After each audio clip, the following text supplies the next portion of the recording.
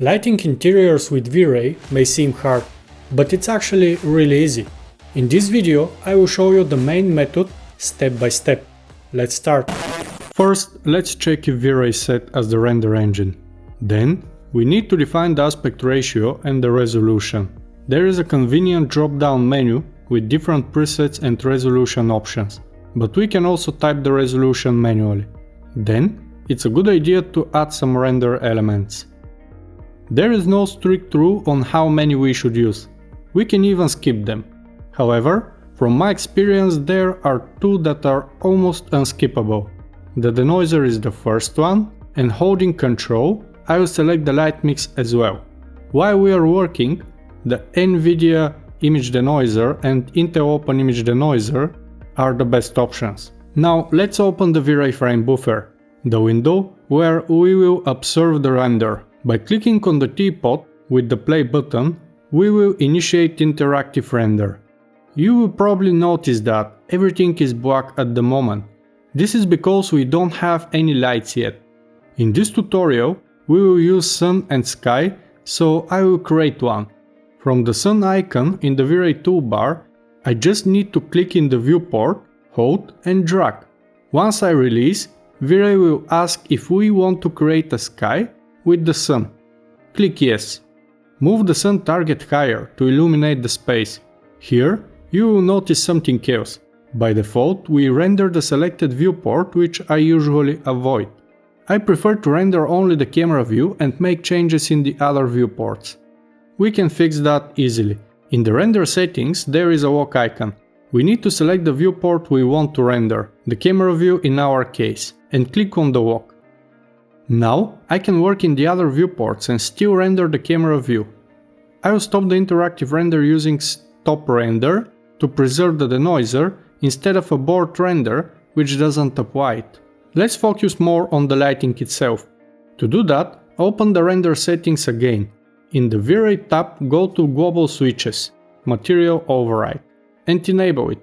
This will cover all objects in the scene with one material, which help us focus on the light itself, without being distracted by all the materials.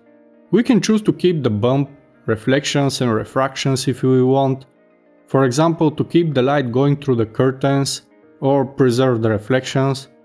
Now we need to choose or create a material that will override everything. A generic gray V-Ray material will do a great job for this purpose. Just connect it as an instance to the material override slot. Start the interactive render again. Having everything covered with one material helps us choose the right sun position based on our vision or how we imagine the image. Usually, I test a few positions to see where the direct sun will light the room and create nice shadows. Speaking of shadows, in commercial renders we usually want to focus the viewer attention on the design, so we avoid sharp shadows. To soften them, we can adjust the sun size from its settings. Higher values will make the shadows softer.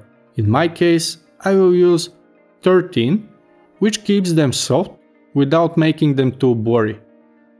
I will also show you another trick, which is not mandatory but can make the rendering faster in many cases, especially when the windows are smaller. Create a dome light, press 8 to open the environment, and here you will find the sky texture. Drag and drop it into the texture slot of the dome light. Make sure the dome light is set to adaptive. To compare, I will render with war settings with the dome light on and off and check the render time. This can lead to much faster rendering, in some cases up to 7 times faster. However, in my case I have big windows and the difference is almost insignificant, but it's still worth checking. Another thing we usually avoid is the yellowish tint. Although it's more realistic, it can shift the colors of the design, so there are a few ways to keep the whites more sterile. The first one is from the render settings, where we can enable automatic white balance, but I will use another method. From the sun, I will just enable override color.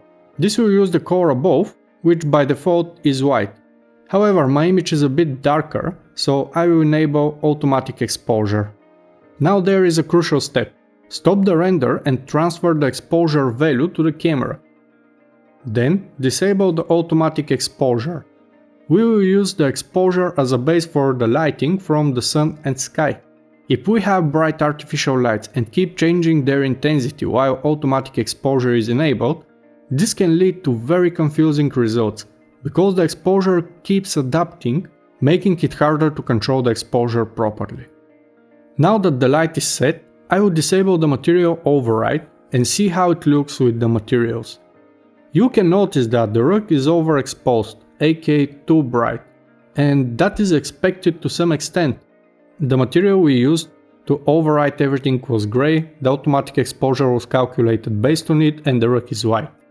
To fix things like that, we can open the core corrections from the right Y out menu in the V-Ray frame buffer and apply filmic tone mapping. To check if there are overexposed areas in the render, we can go to the View tab, Core Clumping, Force Core Clumping. If nothing happens, then we are good. However, if I hide the filmic, you will clearly see what is overexposed.